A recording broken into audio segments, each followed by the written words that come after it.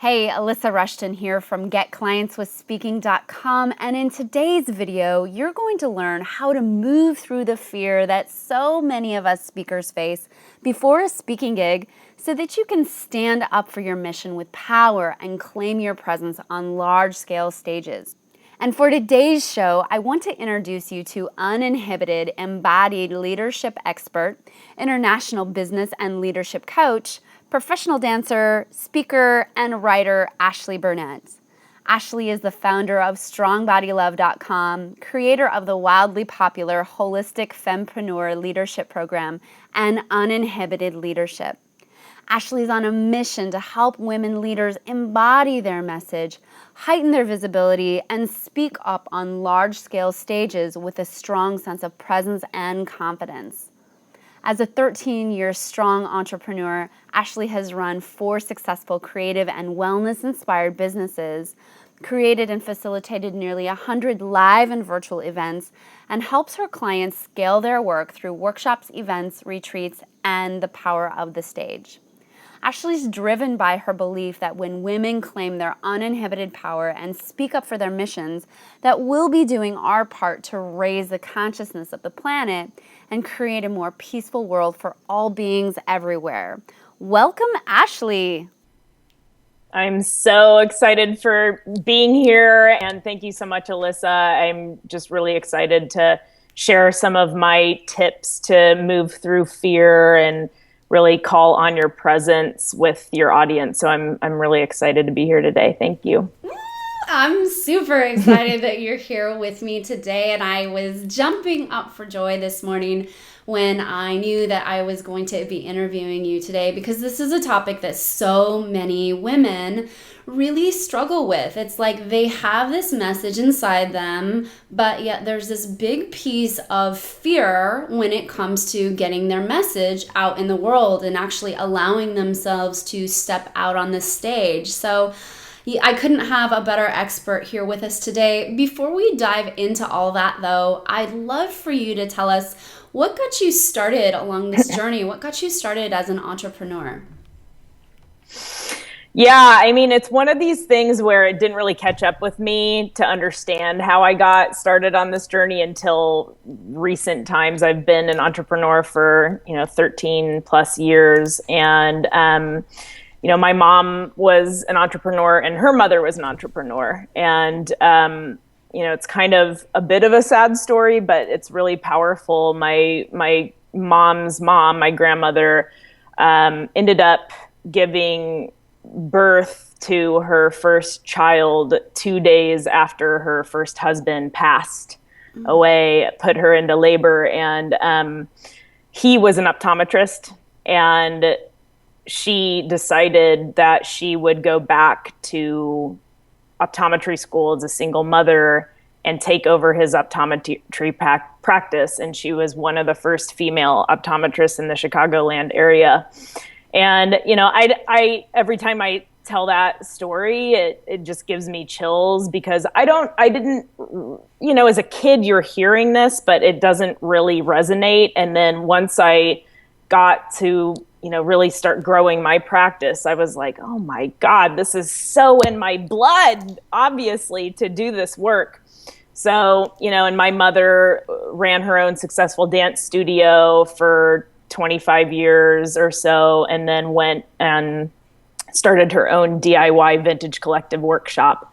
And so I really, since I graduated college, had gone into the position of, creating a dance company, running all my dance shows, going into massage therapy as a supplemental income as an artist, and creating a thriving massage therapy practice. And then my body was getting really tired. So I really realized, okay, I've got to in order to sustain this, I've got to do some other things. And that's when I got into the coaching world and have created this really beautiful practice as a business and leadership coach and embodiment coach. And it really feels like it has been able to kind of encompass my whole journey. But really, that's where I got started, was just having it in the blood, I think. So Love that. It's like that cellular memory that says, this is what you're Yeah. supposed to do. You're supposed to be an Yeah. entrepreneur. I love that. I mean, I've never had that desire to work for anyone else ever, ever, ever. And so it really has resonated that this is just in my DNA, as you know, from a cellular level. Exactly. So yeah, it's kind of interesting. I love that. That's fantastic. So we know that you've had this entrepreneurial ship in your bones and in your DNA, and now that you're this amazing international coach that works on, business leadership and embodying your message, will you tell us more about how you got into the embodiment piece? I'm really curious about that. Yeah, so again, I was a professional modern dancer for years and years and years. My mom was my dance teacher. I went and majored in dance in college and then went into, running my own dance company, dancing for other people, and really, producing shows and events and all of that kind of stuff. I also then became a massage therapist, as I mentioned, and a health coach. And so everything that I've done really in my entrepreneurial journey has been revolved around the body. And so when I was thinking of creating this coaching practice, I was like, I can't cut these other areas of myself off. I've got to really bring them into the work that I do.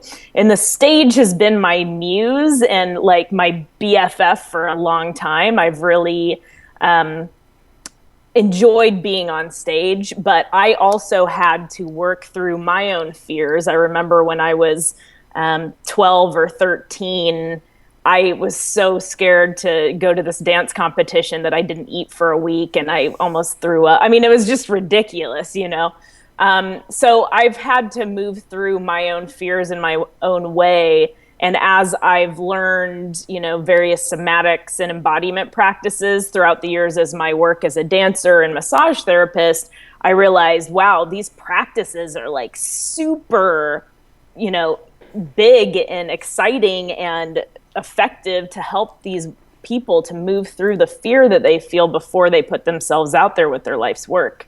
So that's really how I have kind of gotten into the embodiment piece of the work. That's fantastic. I really enjoyed listening to how you knew that you couldn't cut yourself off from these pieces of your work Yep. that you had done, and how you allowed yourself to use these things along the way to build this really rich practice, which I know you have now, and you really serve at a very high level. So for those of you listening right now, there's a little tip to moving into the work you're here to do, is allowing yourself to really incorporate all parts of it into the wholeness and totality of your work. I love that, Ashley. Thank you. Yep. Yeah. Yeah. And I mean, getting into, well, I'll let you ask the next question, but I have a feeling it has something to do with uninhibited embodied leadership. I don't know. Maybe it doesn't, but well, tell me what you had to say about that.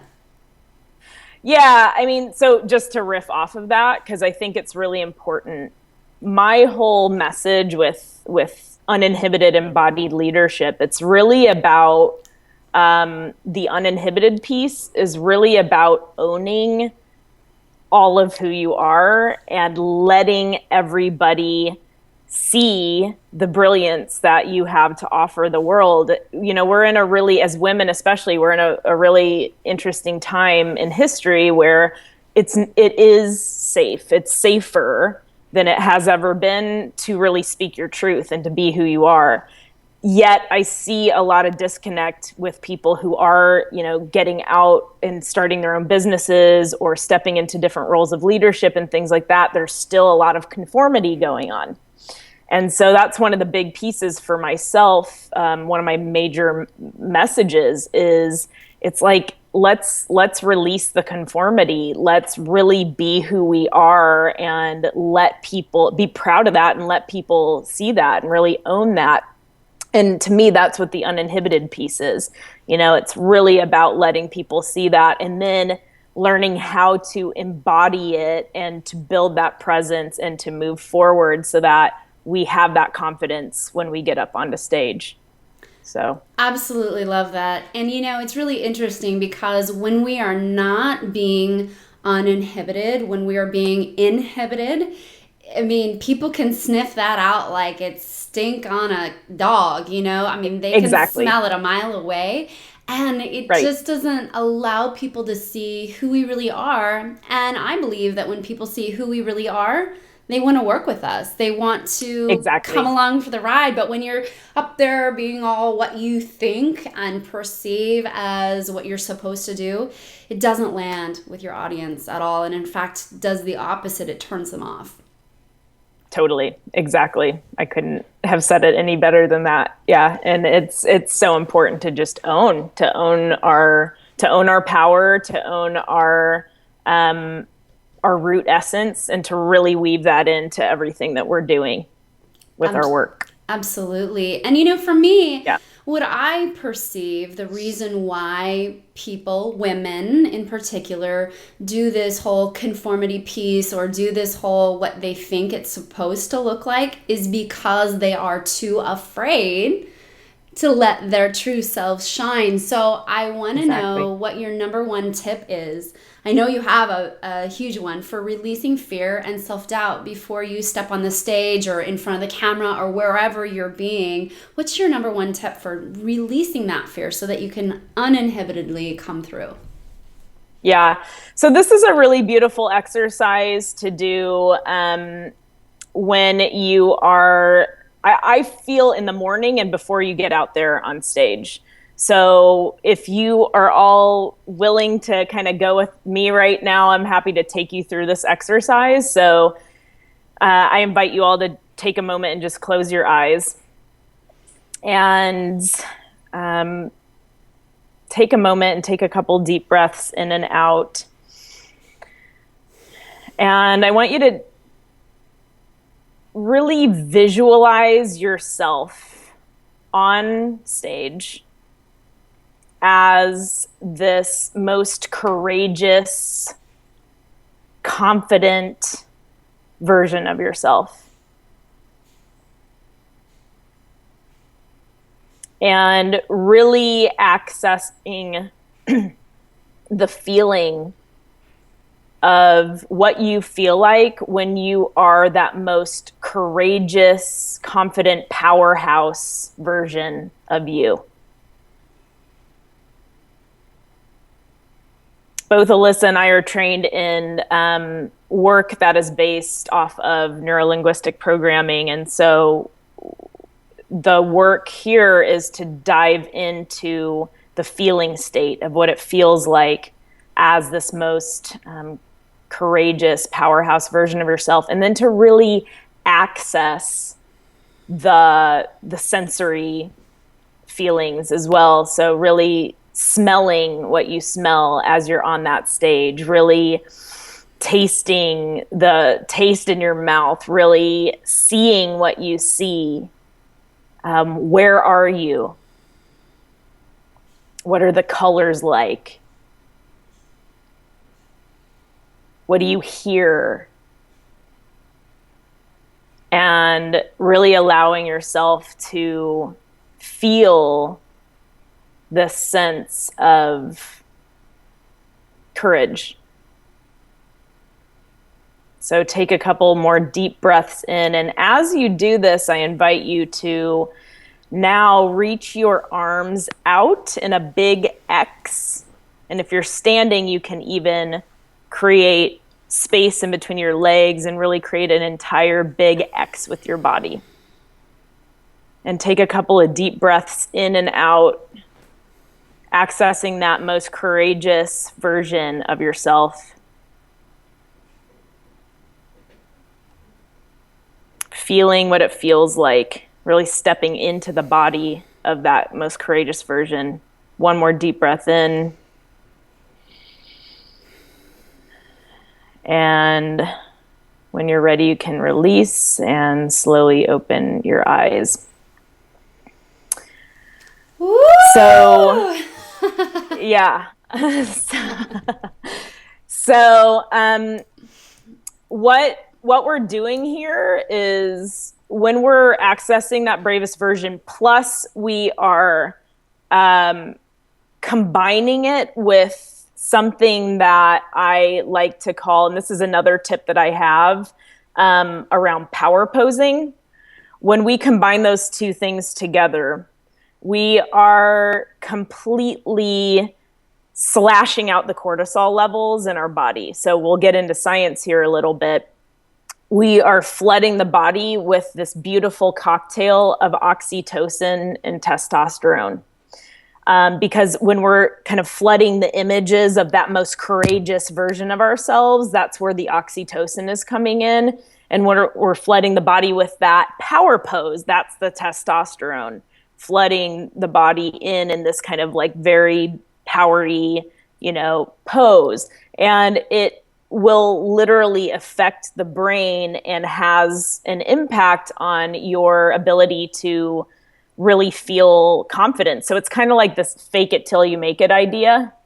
But when we get into these embodiment exercises, we can actually slash out these cortisol levels, and it makes us feel like we're actually more confident and ready to get up on that stage. And you can do this before you do an interview, you shoot a video, you get on the phone with a client, you send a blog post, any of these things that might bring up some fear for us. I invite you to just take, 2 to 3 minutes to do an exercise like this. Yeah, that's fantastic. And I love that you talk about cortisol levels. And for those of you who aren't tapped into that, when you start to feel that nervousness, your body does two things.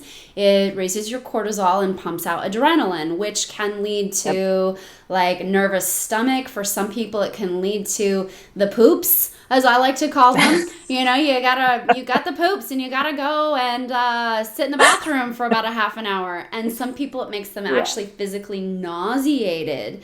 In fact, Johnny Carson, this is one that I tell all the time. He used to vomit before his shows until he learned how to. I know, Johnny, of all the people in the land, you wouldn't think of him, but this technique, Ashley, I love because it allows your body to harness those chemicals that you don't necessarily have a ton of control over the output of, but this technique allows your body to, it's what I call like lassoing the butterflies and getting them under control, so you're riding the butterflies instead of letting them consume you. I love that technique.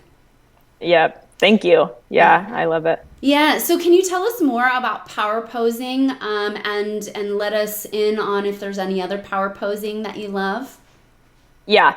So really beautiful TED Talk on power posing by Amy Cuddy. Some of you may have already, viewed this on Netflix. It's one of the most widely viewed TED Talks, but this is a really, really beautiful practice to, again, it's like faking it till we make it. Body language can really affect how others see us, but it more importantly can also change how we see ourselves and how we actually feel in our body. So Amy Cuddy is a social psychologist. She's done a lot of work on this idea of power posing. And it's interesting because I was doing this kind of work before I even found her TED Talk. And then I was like, oh, that's what it is, So it's really about standing in these postures of confidence, even when we don't feel confident. And when we do this, and they've done a lot of studies on the effects of the brain after after we've done these kind of postures of confidence, that again, it can really affect the testosterone and cortisol levels in the brain and really has a massive impact on us feeling more successful or feeling more confident or really, embodying our presence before we get out there and go out there and do this big work. As I'm sure you've shared with your people, public speaking is one of the, it's like people fear it more than they fear It's death. number one. Yep. People would rather die a horrific death than get up on stage and speak. It's true. And so, yeah, your nerves are for some people, it literally shuts them down. I've seen it in action, and it's very tough. So I love these poses to really help you move through that. Yeah. I mean, I do remember right before I would go to these dance competitions, and this was like from when I was 12 till 18 or something, and then continued, as I was performing, but I learned how to harness my fear throughout. But I just remember my entire body turning into jello, and every single thing that I had rehearsed for months and months and months, it like went out the door, and I literally became jello and I couldn't move. So it's really important to be able to access some of these exercises and things that can help us to harness and move through these fears, because we're meant to do this big work. We're meant to get out on these large platforms.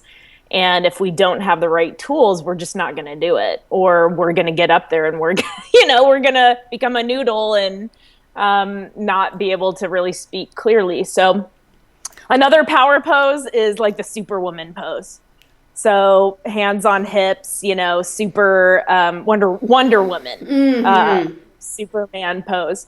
So this is another really good one, and really taking deep breaths in and out as you hold these postures. The big X is my favorite. I just feel like so powerful when I have the big X with the jazz hands and everything kind of going out.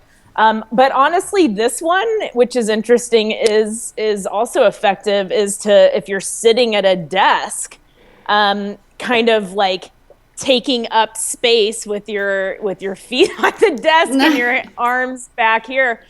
If you literally do this right now, you can just feel there's like a level of, and taking deep breaths doing this, there's just a level of like, all of a sudden I feel relaxed. Yeah, and really confident, like, I own this boardroom. I got this. Yeah. I got this.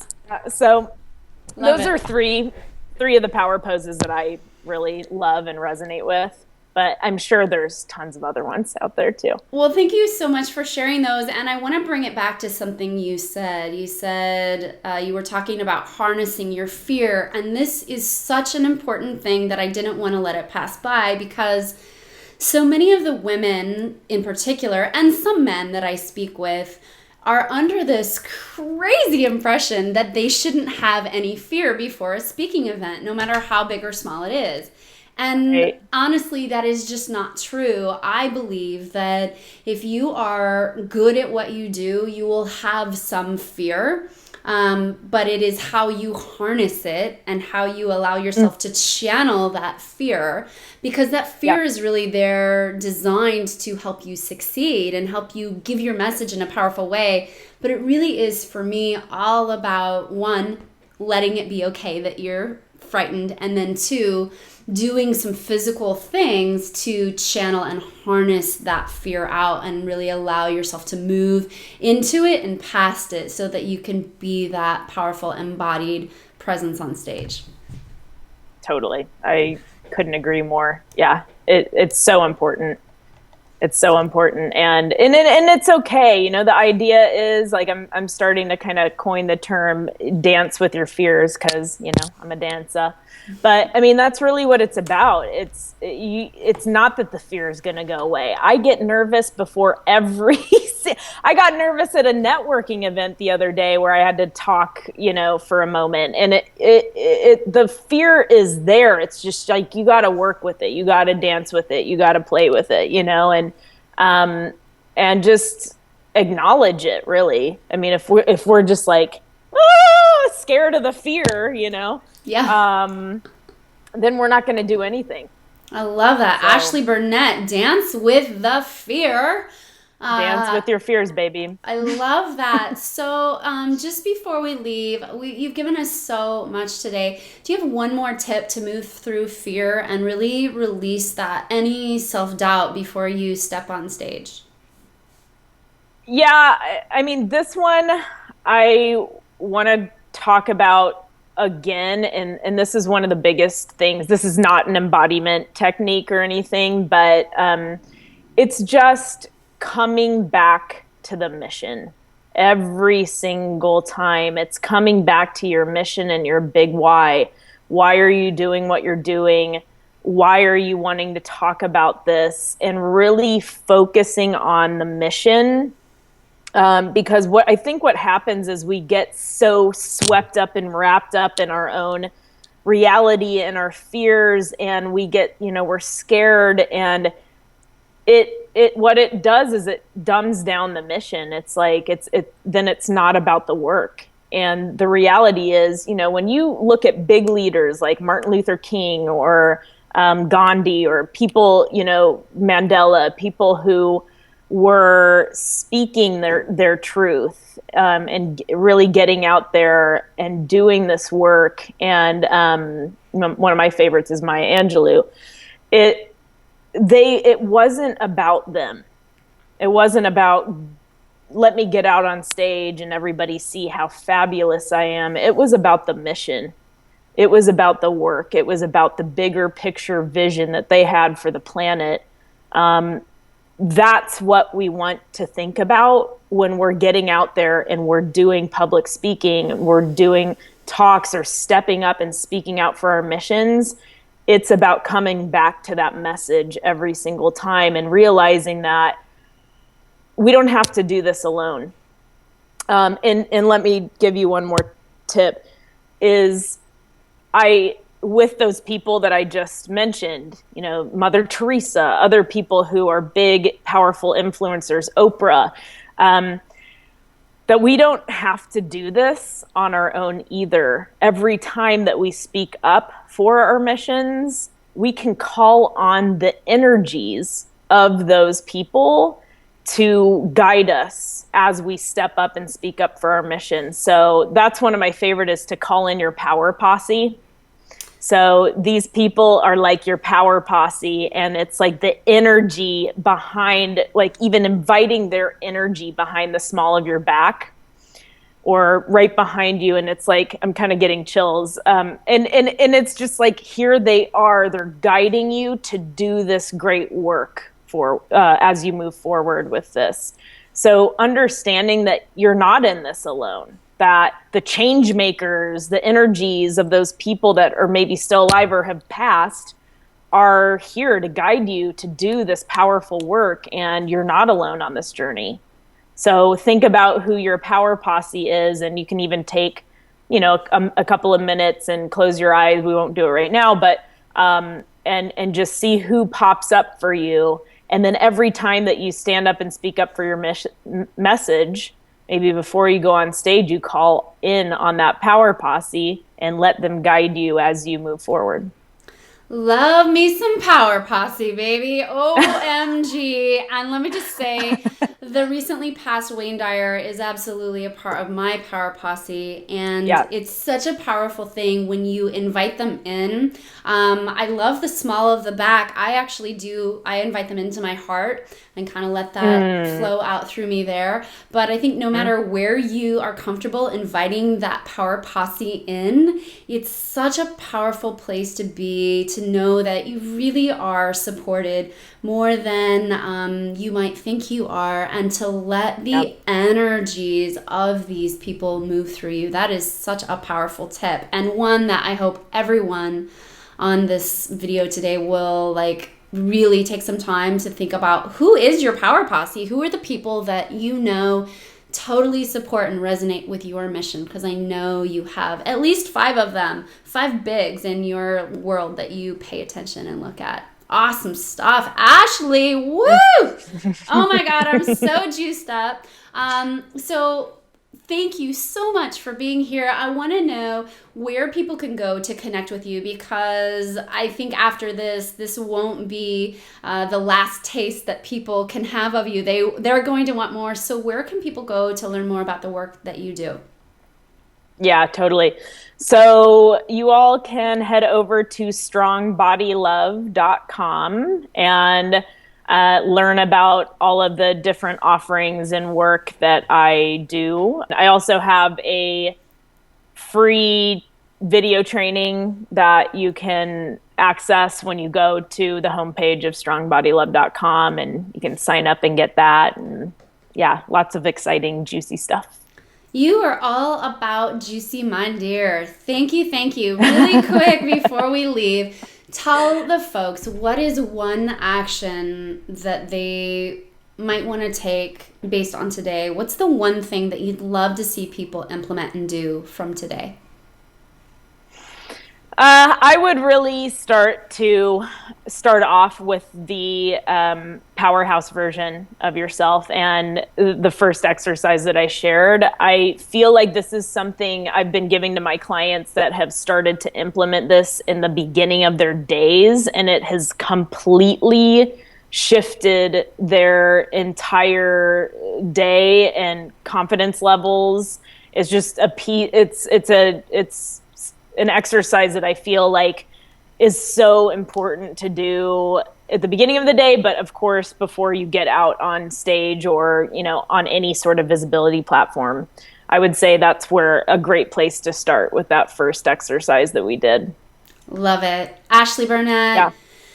Yeah. You are fantastic. Thank you so much for being here today. I have so enjoyed it. I'm all powered up for my day too. And I'm just thank you for being here. Alyssa, thank you so much for having me. And really, it's been a joy to connect with your community. And I'm sending everyone lots of love, lots of strong body love. Awesome. Uninhibited, embodied leadership. People, go check Ashley Burnett out at strongbodylove.com. Thank you. And we will see you next time. Here's to you getting all the clients you want.